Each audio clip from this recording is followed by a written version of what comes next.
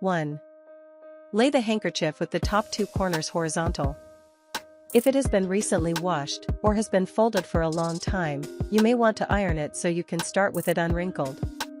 You can lay it on your dresser if you are in your bedroom, or the kitchen table or countertop.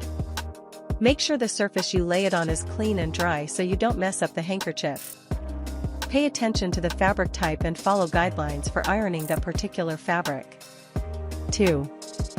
Fold it in half so it forms a long rectangle. Fold the left side across so it lines up evenly with the right side. You want to make sure the edges stay lined up. You can iron the fold to add crispness to the crease. 3. Fold the handkerchief in half lengthwise again. If you are using a small handkerchief or pocket square, you may not need to perform this second fold. It depends on the size of the handkerchief and the size of the pocket you will place it in. If folding it in half a second time makes it too narrow, you can try folding it just a third of the way across on the second fold.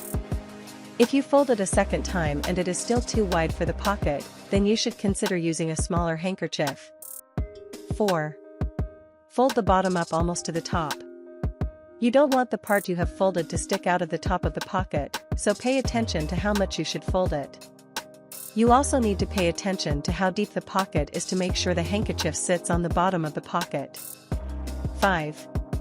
Stuff the handkerchief fold first into your pocket.